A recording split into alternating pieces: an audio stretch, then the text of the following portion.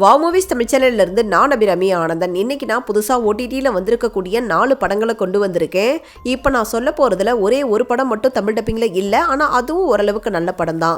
அது என்னென்ன படங்கள், அந்த படங்கள்லாம் எப்படி இருக்குது அப்படிங்கிற டீட்டெயிலான ரிவ்யூக்குள்ளே போகிறதுக்கு முன்னாடி நம்ம வாவ் மூவிஸ் தமிழ் சேனலை சப்ஸ்கிரைப் பண்ணாமல் பார்த்துட்டு இருந்தீங்கன்னா ப்ளீஸ் சப்ஸ்கிரைப் பண்ணி உங்களுடைய சப்போர்ட்டை கொடுங்க.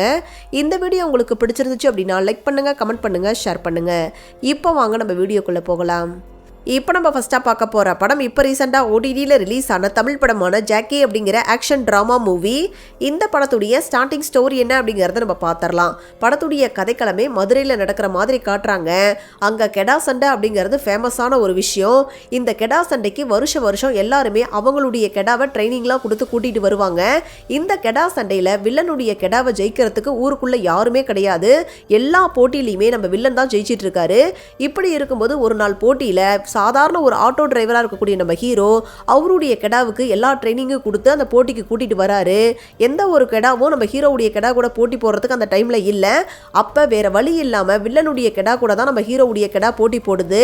ஆனால் முதல் சண்டையிலேயே நம்ம ஹீரோவுடைய கெடா வில்லனுடைய கெடாவை பயங்கரமாக தோற்கடிச்சிருது. இந்த ஒரு விஷயம் வில்லனுக்கு பயங்கரமான ஒரு கோபத்தை உண்டாக்குது. இந்த கோபத்தினால வில்லன் இதுக்கப்புறம் என்னென்ன மாதிரியான விஷயங்களை எல்லாம் நம்ம ஹீரோவுக்கு செய்கிறார் அப்படிங்கிறது தான் இந்த படத்துடைய மீதி கதை. இந்த படத்தில் எனக்கு ரொம்ப பிடிச்ச விஷயமே இந்த கெடா சண்டை போடக்கூடிய காட்சிகள் தான். மொத்தமாகவே ஒரு 5-6 சீன்ஸ் வருது.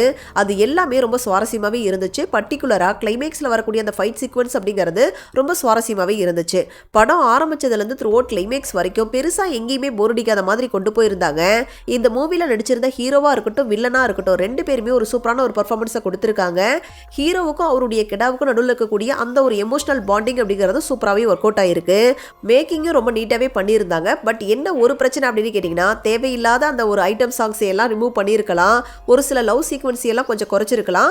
ஓவராலாக ஒரு மொத்த படமாக பார்க்கும்போது உங்களுக்கு இந்த சேவல் சண்டையை மையமாக வச்சு வந்த ஆடுகளம் படம் மாதிரியான படங்கள்லாம் பிடிச்சிது அப்படின்னா கண்டிப்பாக இந்த படமும் உங்களுக்கு பிடிக்கிறதுக்கான சான்ஸ் இருக்குது. ஒரு டீசெண்டான ஒரு அட்டெம்ப்ட் தான், ட்ரை பண்ணி பாருங்கள்.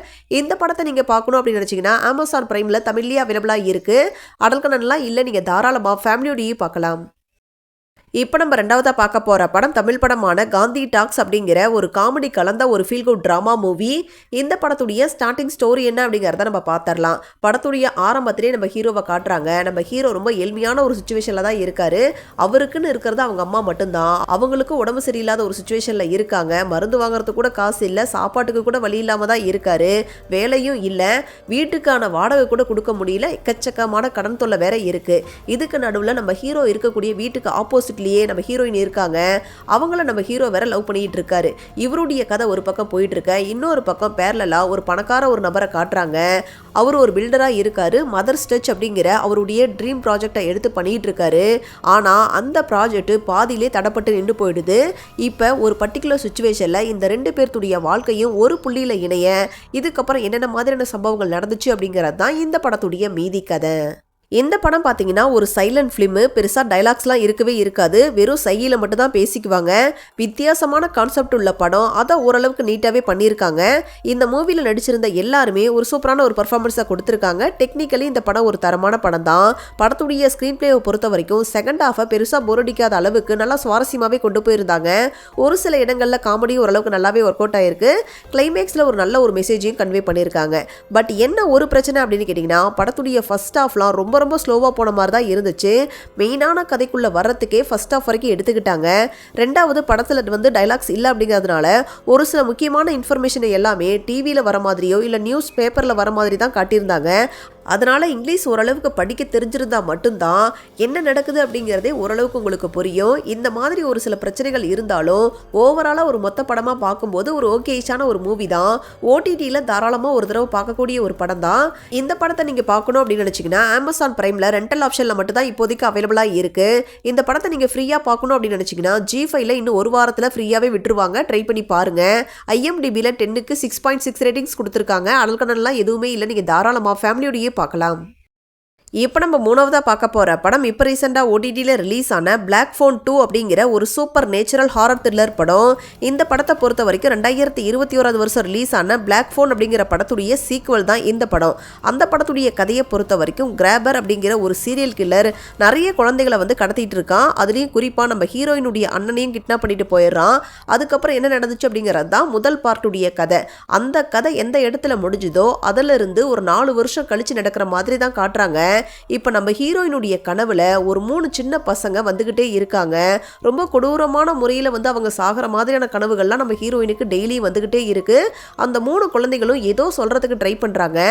ஆனா அவங்களுக்கு கனவுல ஏதாவது ஒரு விஷயம் நடந்துச்சு அப்படின்னா அதனுடைய தாக்கம் நிஜத்திலேயே நடக்கிற மாதிரி இருக்கு. சுத்தி இருக்கக்கூடிய யாருமே நம்ம ஹீரோயின் சொல்றத பெருசா நம்ப மாட்டேங்கிறாங்க. கனவு அப்படின்னு சொல்லி தான் நினைக்கிறாங்க.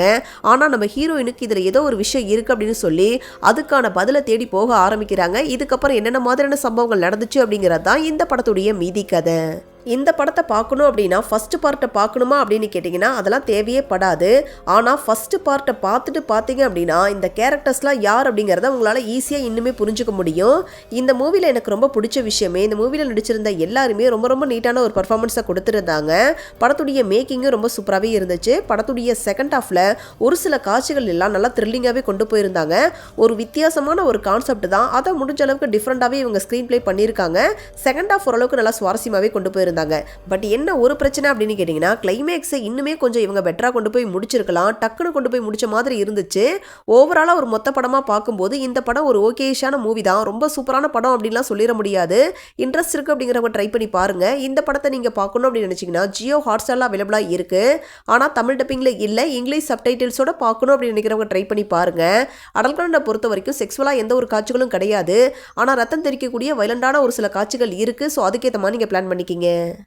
இப்போ நம்ம லாஸ்ட்டாக பார்க்க போகிற படம் இப்போ ரீசெண்டாக ஓடிடியில் ரிலீஸ் ஆன தமிழ் படமான ராம் அப்துல்லா ஆண்டனி அப்படிங்கிற ஒரு கிரைம் த்ரில்லர் படம். இந்த படத்துடைய ஸ்டார்டிங் ஸ்டோரி என்ன அப்படிங்கிறத நம்ம பார்த்துடலாம். படத்துடைய ஆரம்பத்திலேயே ஸ்கூல் படிக்கக்கூடிய 3 பசங்களை காட்டுறாங்க. ஒருத்தருடைய பெயர் வந்து ராமு, இன்னொரு நபருடைய பெயர் அப்துல்லா, 3வது பையனுடைய பெயர் ஆண்டனி. இந்த 3 பேருமே ஸ்கூலுக்கு வராமல் ஏதோ ஒரு விஷயத்த பண்ணிட்டு இருக்காங்க. இது மட்டும் இல்லாமல் அந்த ஊருக்குள்ளேயே பெரிய பணக்கார நபருடைய பேரனை இந்த 3 பேரும் பிளான் போட்டு கிட்னாப் பண்ணிட்டு போகிறாங்க. அதுக்கப்புறம் என்ன பண்ணாங்க அப்படிங்கிறது தெரியல. அதுக்கப்புறம் பார்த்தீங்கன்னா ஒரு மூட்டையில் அந்த பையனுடைய டெட் பாடியை கட்டி ஒரு பொது இடத்துல வச்சுட்டு போயிடுறாங்க. ஆனால் எல்லா எவிடன்ஸையுமே அவங்க அழிச்சிட்டு தான் போகிறாங்க. இப்போ இந்த ஒரு கேஸை விசாரிக்கிறதுக்காக ஒரு ஸ்ட்ரிக்டான ஒரு போலீஸ் ஆஃபீஸர் அந்த ஊருக்குள்ளே வர ஆரம்பிக்கிறாரு. இதுக்கப்புறம் இதை யார் பண்ணாங்க அப்படிங்கிறத அந்த போலீஸ் ஆஃபீஸர் கண்டுபிடிச்சாரா இல்லையா, இந்த 3 பசங்களும் எதுக்காக இந்த கிரைமை பண்ணாங்க, அதுக்கு பின்னாடி இருக்கக்கூடிய காரணம் என்ன அப்படிங்கிறது தான் இந்த படத்துடைய மீதி கதை. இந்த படத்தில் இவங்க சொல்லியிருக்கக்கூடிய விஷயம், அதாவது ஒரு ஸ்கூல் படிக்கக்கூடிய பசங்க ரொம்ப கொடூரமான கிரைம் பண்ணுற மாதிரி காட்டியிருக்காங்க. அது நல்லதுக்காக இருந்தாலும் இந்த மாதிரி ஸ்கூல் படிக்கக்கூடிய பசங்க இவ்வளோ கொடூரமான கிரைம் பண்ணிட்டு ஜெயிலுக்கு போகிற மாதிரி காட்டியிருக்கிறதெல்லாம் எனக்கு பர்சனலாக சுத்தமாகவே பிடிக்கல.